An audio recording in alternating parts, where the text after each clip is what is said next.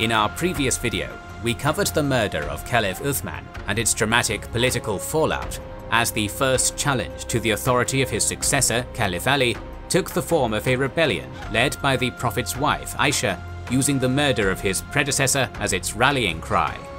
But as we move today to the Battle of Siffin and rebellion of Muawiyah, we must first dial back the clock to before Uthman's demise and examine his nepotistic role in lifting his clan, the Umayyads, from a wealthy Meccan family to the kingmakers of the Caliphate, and how this contributed to the civil wars that followed Uthman's death. The 8th century was a turbulent time for the Muslim Empire, but it wasn't only borders that were beginning to take shape.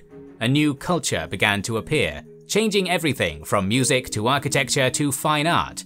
The artistic works coming from this period were largely a result of royal patronage, and this relationship between the ultra-wealthy and fine art still continues today. You see, the ultra-wealthy used art as a way to store their immense wealth, to protect it for future generations, to grow it, once again ensuring their legacies live on. However, even the most powerful rulers of history could never have dreamt of harnessing the power the average everyday citizen like you and I wield with that digital wonder in our possession called the smartphone. Because on that phone is an award-winning headline-making app, one that gives you access to the vast store of wealth in the $1.7 trillion art market. What is that app? I'm talking about Masterworks. Masterworks enables everyday investors to finally add fine art to your portfolio, all without needing to be the head of your own caliphate. Truly a historic moment. Kings and Generals community members have already signed up with Masterworks and have invested thousands. Now is your opportunity to join them. What are you waiting for? Cross the Rubicon and start ruling your portfolio as a Caesar of art. Just use our link in the description and you can get priority access to skip the waitlist, and see important Regulation A disclosures at masterworks.io/cd. At its foundation, the Caliphate had been ruled and organized largely through the consensus of the companions in Medina. But for all Uthman's merits, his reign brought a definite shift away from the ideals of justice and Islamic unity the early Caliphate inherited from the Prophet. In pre-Islamic Arabia, life had been divided sharply along clan lines, but under the Caliphs Abu Bakr and Umar, brotherhood under Islam had superseded the tribal loyalties that existed before their faith.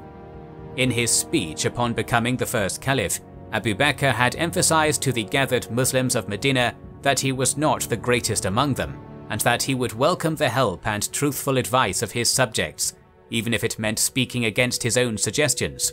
And though Abu Bakr had adult sons, he passed the caliphate on to his advisor and fellow companion Umar, rather than attempt to create a ruling dynasty. Umar had famously lived the same humble lifestyle as Caliph as he had before his coronation, sleeping on a bed of palm leaves and taking part in the same labors as his subjects in service of the needy. Under Uthman, however, the nepotistic clan politics of the pre-Islamic past began to return to the fore. Relatives of Uthman were frequently granted positions of wealth and authority, with his first foster brother Walid ibn Uqba and later his uncle Sayyid ibn As being given governorship of Kufa. And while few could accuse Abdullah ibn Sa'ad of incompetence after his conquests in North Africa and victories at sea in the Mediterranean, the fact he had replaced Amr ibn al-As, Egypt's conqueror and previous governor, largely by virtue of being another of Uthman's foster brothers, did much to stir discontent among other companions of the Prophet and long-serving Muslims of Medina, who saw themselves being denied advancement in favor of Uthman's Umayyad clan. Thanks to these and several other Umayyads appointed to prominent positions, the clan swiftly grew to become one of the most powerful political entities within the Caliphate, with governors of numerous far-flung provinces tied by family bonds and ready to resist any threat to the power they shared. The most prominent figure in this narrative, however, is Uthman's cousin Muawiyah, a minor regional governor during Umar's reign, who Uthman granted lordship of all Syria. It had been on Muawiyah's suggestion that Uthman had ordered the Caliphate's navy built, and its raids on Cyprus, Rhodes and Crete brought significant wealth pouring into Syria's coffers, making Muawiyah the most powerful out of a powerful family, and the most likely rival to Ali in the wake of Uthman's killing.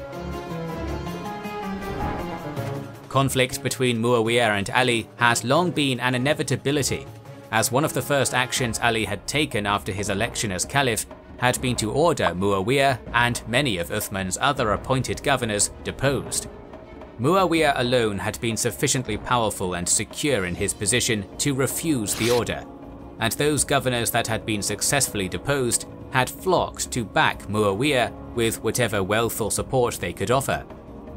Confident in his power, Muawiyah had publicly rebuked Ali over Uthman's murder and tacitly claimed the Caliphate as the murdered Caliph's next of kin, effectively a declaration of war. Muawiyah's position was further strengthened by an unlikely ally, Amr ibn al-As, the conqueror and former governor of Egypt. Despite Amr's previous enmity towards Uthman, his popularity in Egypt made him a perfect candidate to tear the richest province in the Caliphate out of Ali's hands.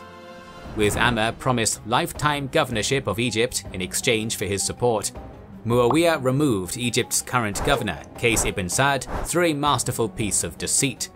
He forged a letter from Qais to himself, agreeing to join his cause, and ensured Ali's spies learned of it.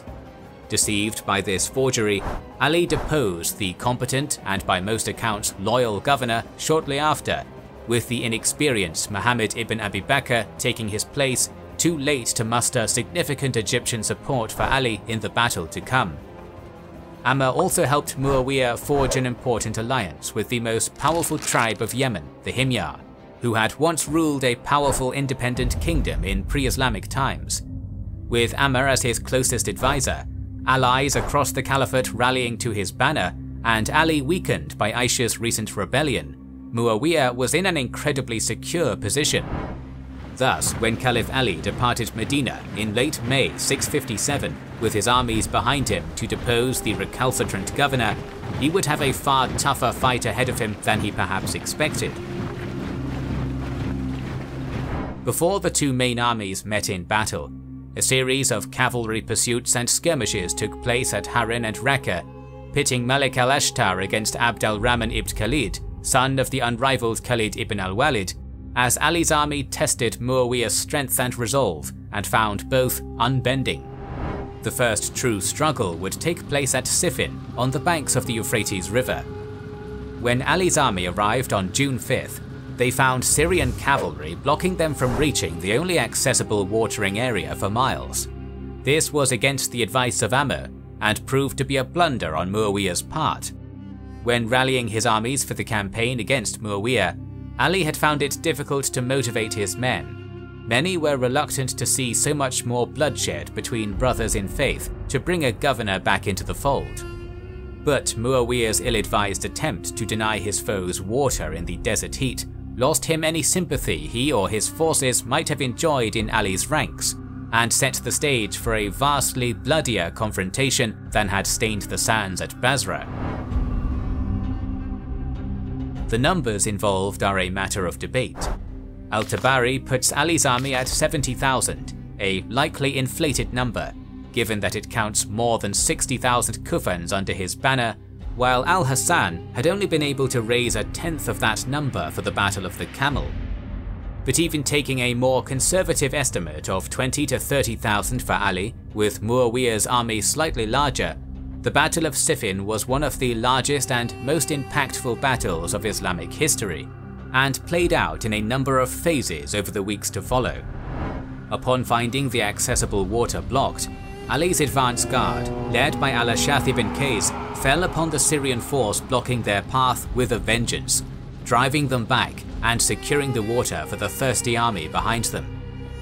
Following the Day of the Euphrates, as this small victory was known, the armies stood for 2 days of tense standoff and failed negotiation, followed by more than a week of daily raiding and personal duels between noble commanders, lasting until June 18th, each army testing the other's mettle but reluctant to commit its full strength.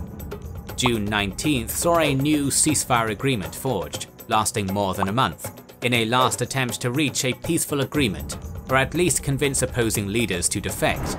But these overtures were no more successful than the previous ones. Envoys went back and forth for weeks between the two armies with messages and bribes, but the stalemate remained largely unchanged. Finally, on July 26th, the two armies met in a battle that would last 3 days and 3 nights, nearly unbroken.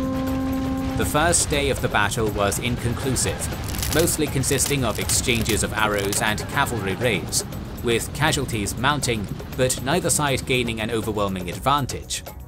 The second day saw Muawiyah come very close to routing Ali, with Habib ibn Maslama leading a massive attack that drove Ali's right wing to flight and pushed hard against his center, driving his army into disarray before reinforcements led by Malik al-Ashtar could halt the Syrian advance. Abdullah ibn Budayl, who had been in command of Ali's right, attempted to press their momentary advantage by bringing his cavalry in a charge towards Muawiyah's tent, only to be surrounded and killed by Muawiyah's elite forces. Also killed was Ammar ibn Yasir, whose presence had so frightened Zubair in the Battle of the Camel, fulfilling, according to pro-Ali accounts, the supposed claim of the Prophet that Ammar would die at the hands of a wicked band of men. The third day saw Muawiyah redouble his efforts to break Ali's right wing, sending his Himyarite allies against it under the leadership of Ubayd Allah ibn Umar, the disgraced son of Caliph Umar, whose name had been tarnished by an unlawful honor killing, but whose parentage nevertheless made him a useful political prop for the would-be Caliph Muawiyah. This time, however, Ali's right held firm, killing both Ubayd Allah and Chief Dul Qalar of the Himyar and inflicting terrible casualties.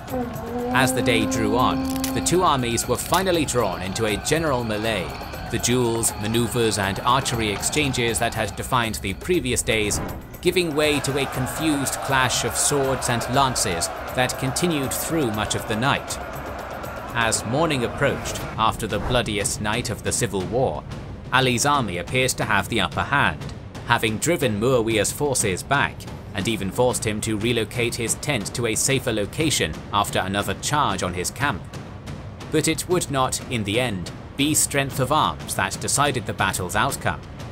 As morning arrived, a number of envoys from Muawiyah rode between the armies, Qur'ans on their lances as a flag of truce, appealing to Ali to allow binding arbitration to settle his and Muawiyah's dispute. Though Ali held the advantage in battle, many of his soldiers, exhausted after the long battle and reluctant to continue fighting their brothers in faith, felt the offer provided an honourable alternative to further fighting, and ignored the encouragement of Malik al-Ashtar and others to continue fighting. His hands tied, Ali accepted Muawiyah's truce and call for arbitration, bringing an end to the battle. While he had been on the verge of winning the war, Caliph Ali now stood on the brink of losing everything in the peace to follow. Each side nominated an arbitrator, Amr ibn al-As for Muawiyah, and strangely deposed Kufan governor Abu Musa al-Ash'ari for Ali, who despite his personal enmity with Ali, was a popular choice among Ali's largely Kufan army. The two armies departed the battlefield, with agreements for the two arbitrators to meet over the coming months, to judge the murder of Uthman and rightful Caliph fairly, with the Quran as their guide. However, a portion of Ali's supporters staunchly opposed the arbitration, seeing it as a betrayal of God to put the decision in the hands of fallible humans rather than allowing God to pick a victor on the battlefield. Before Abu Musa departed for the first round of arbitration, two of Ali's followers, Zura ibn al-Burj and Hurkas ibn Zuhayr, confronted Ali, demanding he abandon the negotiations and return to war with Muawiyah. Ali rebuked them, claiming that he would have preferred to fight on at Siffin, but was now bound to honor the covenant he had reached. Unsatisfied, they took up the slogan, "Authority belongs to God alone," with new adherents converting to their viewpoint over the months to follow. Following the return of Ali's forces to Kufa, these al-Khawarij, or Kharijites as they would later be called, would prove a major thorn in Ali's side, heckling and criticizing him as he led the prayers from the mosque and declaring both Ali and Muawiyah unfit to rule. As this discontentment grew, The two arbitrators met twice over the year that followed, both times for weeks on end, finally returning a verdict in Muawiyah's favour, ordering Ali deposed as Caliph in April of 658. Ali refused to abide by the decision, declaring it a political attack rather than a true religious judgment, but the decision greatly damaged his legitimacy and weakened his position in the ongoing Cold War against Muawiyah. Meanwhile in Kufa, the Kharijite movement was developing from a mere vocal opposition into a new rebellion, with Abdallah ibn Wahb taking command of the movement. Departing Kufa in small groups to avoid detection, Ibn Wahb regrouped his forces by the bridge crossing the Narawan, a great canal drawing water from the Tigris River northeast of Al-Madain. Meanwhile, other bands of Kharijite sympathizers across Iraq, having received secret letters from the leadership in Kufa, departed their homes to join Ibn Wahb's band, with savage fighting breaking out near Basra between loyalists to Ali and a band of 500 departing Kharijites. It seems Ibn Wahb intended to continue marching once his forces had assembled to conquer Al-Madain or carve out an independent power base among the Zagros mountains. However, after compelling his remaining supporters to reaffirm their oaths of loyalty to him, Ali was quick to depart Kufa in pursuit of the Kharijites, arriving at Narawan in July 658. Despite their treachery, Ali attempted to avoid battle, pointing out that he now stood poised to return to war with Muawiyah as they had wished, and requesting they return to his cause. Some did, but a majority of the roughly 2,000 rebels remained stubbornly entrenched, leading to some disagreement within Ali's ranks. Many of his followers felt the Kharijites were a minor problem and should simply be ignored until after Muawiyah's defeat. But after several local villagers were slain by Kharijites, Ali's reaction would be swift, with his much larger army engaging the Kharijites on July 17th. Zealously devoted to their cause, the Kharijites did not falter, but now with less than 2,000 facing 14,000, the outcome could be in little doubt. Ali's horsemen formed up his front line, under the command of Abu Ayyub al-Ansari, with archers and footmen lined up between them. When the Kharijites charged, Ali's horsemen split into two groups down the middle and rushed off to the left and right, allowing the archers to shower the onrushing Kharijites with arrows as the horsemen wheeled about and fell on their flanks. After a short, bloody and largely one-sided confrontation, the rebel army was broken. Little of the mercy Ali had shown Aisha's rebels after the Battle of the Camel would be forthcoming, and the majority of the Kharijites to take the field would perish. The Battle of Narawan was a decisive victory for Ali, but also a hollow one, with the embattled Caliph forced to put his own former followers to the sword as Muawiyah grew ever more powerful. The following 2.5 years of uneasy truce saw Muawiyah take great strides, toppling Muhammad ibn Abi Bakr in Egypt and rewarding Amr ibn al-As's loyalty by returning him to power as promised, while also securing new alliances across the Caliphate, many now seeing him as the legitimate Caliph. By the beginning of 661, after receiving the counsel of his remaining supporters, Ali decided to embark on a second invasion of Syria while he still had the strength to challenge Muawiyah, embarking his forces in preparation for another campaign. The planned offensive would never take place, however.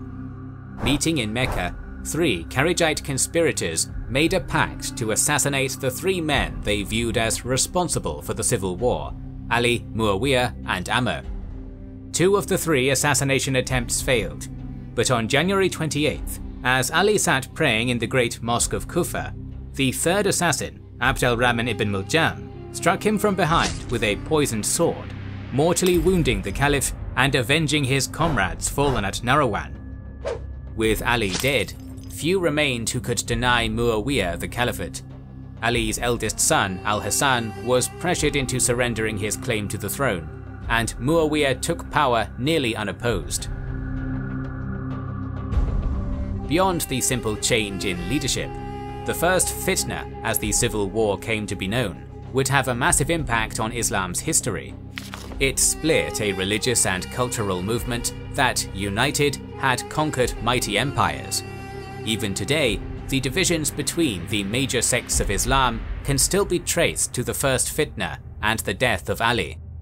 Ali's closest supporters denied the legitimacy of Muawiyah and his successors, elevating Ali and his family line to the role of divinely inspired imams.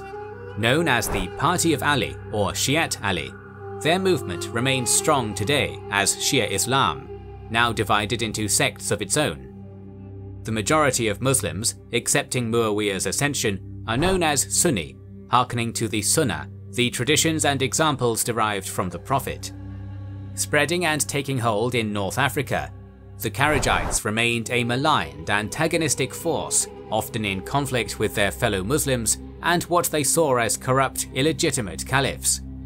Though their sect remained small, it would be at the heart of numerous uprisings and rebellions during the Umayyad period and in the following centuries as well.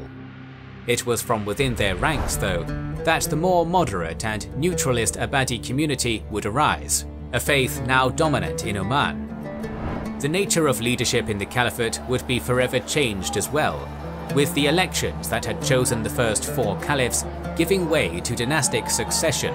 Power would remain within the Umayyad clan for the following 90 years, marking the end of the Rashidun Caliphate. Our series on early Islamic history will continue, so make sure you are subscribed and have pressed the bell button to see it.